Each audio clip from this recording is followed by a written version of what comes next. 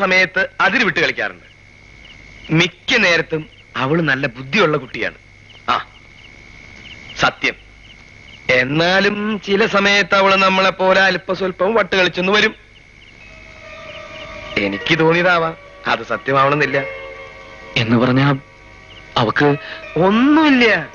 അവളുടെ അമ്മ കുറച്ച് ഫാസ്റ്റാണ്, അത് മോൾക്കുണ്ടെന്നേ ഉള്ളൂ. അപ്പോ തള്ളയ്ക്കും മോക്കും വട്ടാണോ? ഒരു ചുക്കുമില്ല. അച്ഛനില്ലാതെ വളർന്ന കുട്ടിയല്ലേ, അല്പം പിടിവാശിയൊക്കെ കാണും. നിന്റെ സ്നേഹത്തിന്റെ മുമ്പിൽ ഒക്കെ ശരിയാവും സുധാകര.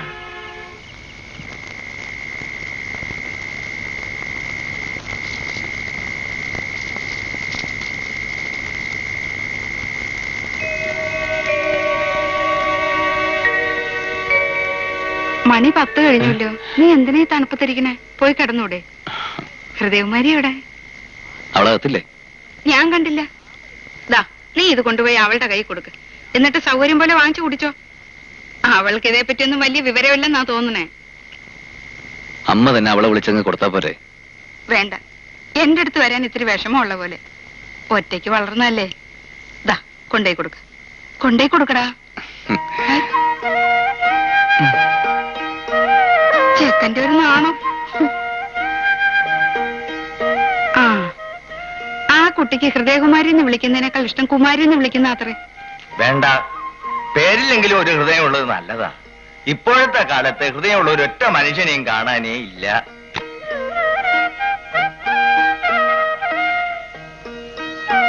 ഹൃദയകുമാരി, ഇതെന്താ നീ കട്ടിലിന്റെ അടിയില്? എന്റെ കാതിലെ കമ്മലേ ആരോ നുള്ളി എടുത്തതുപോലെ താഴ്ത്തു വീണു. ഞാനത് തിരയായിരുന്നു. ദേ കിട്ടി.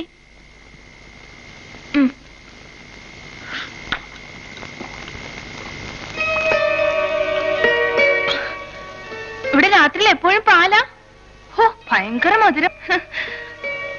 ചില നേരത്തെ അവള് നമ്മളെ പോലെ അല്പസ്വല്പം വട്ട് കളിച്ചെന്ന് വരും. എനിക്ക് തോന്നിയതാണ്, അത് സത്യമാവണമെന്നില്ല. 40 ദിവസം പാടിയാ മതിയെന്ന് പറഞ്ഞിട്ടാ ഞാനിത് തുടങ്ങിയത്. മാസങ്ങൾ ഒരുപാട് കഴിഞ്ഞല്ലോ. വല്ല രക്ഷയുണ്ടോ പങ്കജം?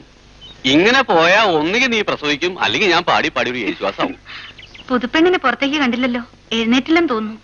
ആ, കുറെ കാലം കഴിഞ്ഞാൽ സുധാകരനും ഇങ്ങനെ പാടേണ്ട ഗതികേട് വരുമ്പോ താനെ എണീറ്റോളും.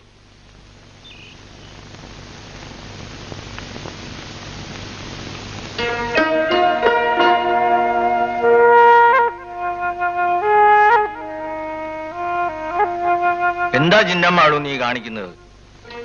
നേരെ ഒരുപാടായില്ലേ. ഇന്നലെ ഉറങ്ങാൻ കിടന്നവർ ഇനി എഴുന്നേറ്റില്ല എന്ന് കാണുമ്പോ എനിക്ക് പേടിയാവുന്നു.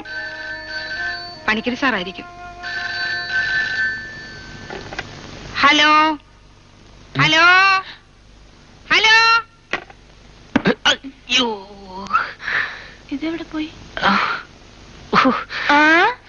ഇതെങ്ങനെ കട്ടിലിന്റെ അടിയിലെത്തി? നീ എങ്ങനെ ഇതിന്റെ മുകളിലെത്തി? ചിന്നമ്മാളുവേ, രണ്ടും എണീറ്റെന്നാ തോന്നുന്നേ. കാപ്പിയെട്. 1 2 3 4 5 6 7 8 9 10. അയ്യോ, ഈ വീടിന് എന്തോ ലക്ഷണക്കേടുണ്ട്.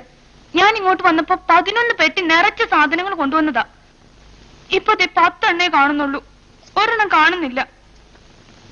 എന്റെ ജീവന്റെ ജീവനായ സാധനങ്ങളാ ഞാൻ അതിനകത്ത് എടുത്തു വെച്ചത്. എനിക്കത് കിട്ടാൻ ഞാൻ ഒരു മനസ്സമാധാനം ഉണ്ടാവില്ല. ഒന്നും കഴിക്കാനും പറ്റില്ല. സുധാരേട്ടാ, ഞാനത് എവിടെയാ തരേണ്ടത്? നീ ബഹളം വെക്കാതിരിക്ക്, നമുക്കത് കണ്ടുപിടിക്കാം. ഇതിനകത്ത് നീ അത് കൊണ്ടുവന്നിട്ടുണ്ടെങ്കിൽ ആ പെട്ടി എവിടെയും പോവില്ല. ഞാനല്ലേ പറയുന്നത്.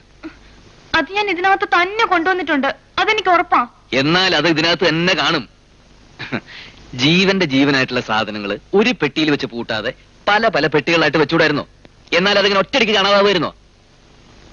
അപ്പൊ എന്റെ പെട്ടി കാണാതായതിന് സുധാകരേട്ടന് ഒരു വിഷമവും ഇല്ലേ? പിന്നെ വിഷമം ഇല്ലാതിരിക്കോ? നിന്റെ വിഷമം ഇപ്പൊ എന്റെയും വിഷമ. നിന്റെ പെട്ടി എന്റെയും പെട്ടിയല്ലേ? നിന്റെ ജീവന്റെ ജീവനായ സാധനങ്ങൾ എന്റെയും ജീവന്റെ ജീവനായ സാധനങ്ങളാ. പക്ഷേ അതിനിങ്ങനെ ബഹളം വെക്കരുത്. എന്റെ അമ്മയ്ക്ക് ബ്ലഡ് പ്രഷർ ഉണ്ട്, എന്റെ അച്ഛന്റെ ഹാർട്ടും വീക്കാ. ആ പെട്ടി കിട്ടിയില്ലെങ്കിൽ എന്റെ ഹാർട്ടും വീക്കാവും. എന്റെ ഹാർട്ട് വീക്കാവുന്നതിൽ സുധാരേട്ടന് ദുഃഖം ഉണ്ടെങ്കിൽ ആ പെട്ടി കണ്ടുപിടിച്ചതാ. തീരാറായെങ്കിൽ ബാക്കി ഞാൻ ചെയ്തോളാം. പുഷ്കലാക്ഷിക്ക് ഇന്ന് ലീവ്. ഞങ്ങൾക്ക് ഹൃദയകുമാരുടെ വീട് വരെ ഒന്ന് പോണം. ഇന്നിവിടെ ചോറും കറിയൊന്നും വെക്കണ്ടെന്നാ തീരുമാനം. എനിക്കങ്ങനെ പെട്ടെന്ന് പോയിട്ട് ഒരു പണിയില്ല. എന്നാ ഒരു കാര്യം ദാ പോയി ഒരു സിനിമ കണ്ടേച്ചു വാ.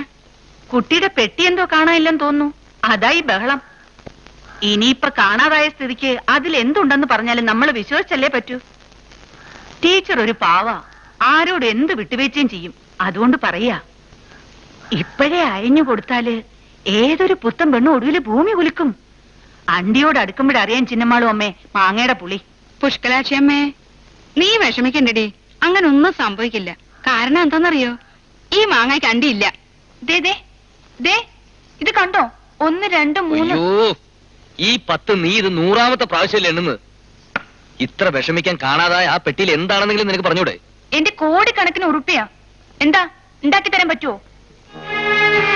എടീ, നമ്മുടെ കല്യാണം ഇന്നലെ കഴിഞ്ഞിട്ടുള്ളൂ. എന്ന് വെച്ചിട്ട് പോയത് പോട്ടേന്ന്. ഹൃദയകുമാരിക്ക് നഷ്ടപ്പെട്ടാൽ എന്താ അല്ലേ? അങ്ങനെ ഇപ്പൊ ഞാൻ ആർക്കും താണു കൊടുക്കുന്നില്ല. അതാരോ മനഃപൂർവ്വം തട്ടിയെടുത്തതാ. യ്യോ.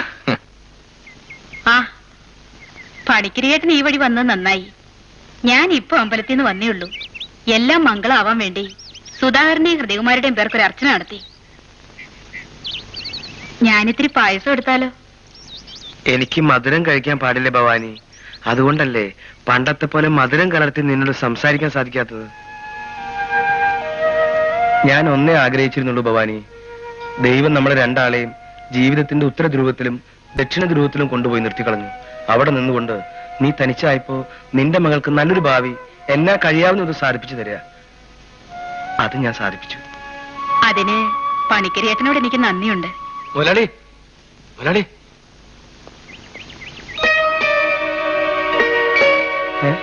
എന്തൊരു കഷ്ടാണ് ഭവാനി നീ ചെയ്തത്. എന്തേ? എല്ലാം കൂടി ഒന്നായി തലയിൽ കെട്ടിവെച്ച് അവൾ അങ്ങോട്ട് പറഞ്ഞേക്കാൻ നിന്നോട് ആരാ പറഞ്ഞത്? 11 പെട്ടിയുള്ളതില് ഒരെണ്ണം കാണാനില്ലെന്നും പറഞ്ഞ് അവളോട് വെടിക്കെട്ട് തുടങ്ങിയത്രേ. സാധയോടെ മറന്നു വെച്ചാണെന്ന് അറിയാൻ സുധാകരൻ ആളെ വിട്ടിരിക്കുക. നേരാ, 11 അവള് തന്നെ പാക്ക് ചെയ്തത്. ഇനി 10 അവള് കൊണ്ടുപോയിട്ടുള്ളോ? എന്തായി ഇമ്പിച്ചു പോയ പ്രശ്നം? ആ വീട്ടിൽ ഇതിനു മുമ്പ് ഇങ്ങനെ ഒരു പ്രശ്നം ഉണ്ടായിട്ടില്ലല്ലോ. ആ വീട്ടിൽ ഇതിനു മുമ്പ് ഇങ്ങനെ ഒരു കല്യാണം നടന്നിട്ടില്ലല്ലോ. അതെന്നെ പ്രശ്നം.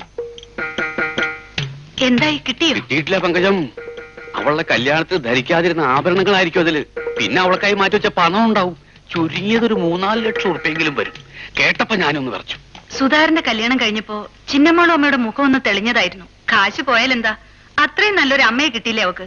അത് കരുതി സമാധാനിച്ചൂടെ? പെറ്റ തള്ള തന്നെ ഈ കാലത്ത് ആർക്കും വേണ്ട. പിന്നല്ലേ പെറാത്ത തള്ള. ഈ പങ്കപ്പാട് കാണുമ്പോ അതിന്റെ അകത്ത് എന്തായിരിക്കും സുധാകരൻ ഊഹിക്കാൻ കഴിയുന്നുണ്ടോ? മിക്കവാറും അവളുടെ കെട്ടിയോന്റെ 16 അടിയന്തരത്തിലുള്ള സദ്യയുടെ കുറിപ്പിടിയായിരിക്കും. പെട്ടി പെട്ടിന്നും പറഞ്ഞ് ഇവിടെ കിടന്ന് ബഹള. സമ്മതം ചോദിക്കാണ്ട് എങ്ങനെയാ അകത്ത് കിടക്കാന്ന് വിചാരിച്ചിട്ടാ.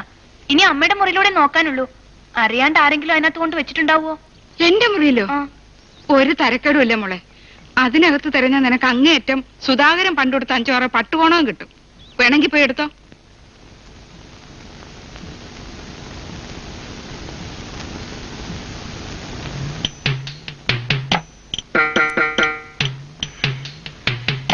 ഇത് തന്നെയാണോ തൊണ്ടി സാധനം? എന്റെ പെട്ടി! പെട്ടി ഹൃദയകുമാരി വീട്ടിൽ വെച്ച് പറഞ്ഞതാ. അയ്യോ, പെട്ടി. ഇത് ഞാൻ അവിടെ നിന്ന് എടുത്താണല്ലോ ദൈവമേ. അകത്ത് വല്ല സ്വർണോ പണോ ആണെങ്കിൽ ഇവിടെ വെച്ച് തുറക്കണ്ടെന്ന് അവളോട് പറയടാ. ഇനി സമാധാനായല്ലോ. എന്തു ബഹളായിരുന്നു ഇവിടെ.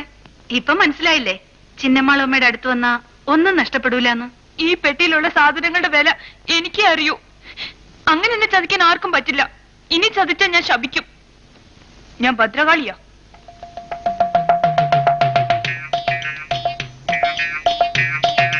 ഞാൻ ജീവന്റെ ജീവനായി കൊണ്ടു നടക്കുന്ന വിലപിടിപ്പുള്ള സാധനങ്ങൾ ഇതിന്റെ ഉള്ളില്. ആർക്കും അതിന്റെ വില മനസ്സിലാവൂല. എനിക്കേ അറിയൂ.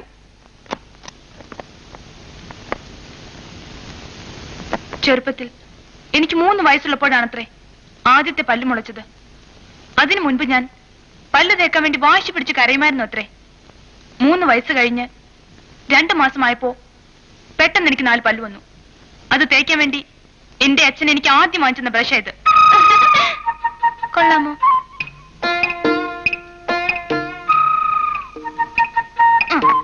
ദേ, എല്ലാവരും ഇത് കണ്ടോ? എന്റെ 3-ാമത്തെ വയസ്സില് പിറന്നാൾ നമ്മ കൈകൊണ്ട് തുന്നി തന്ന ഉടുപ്പാ.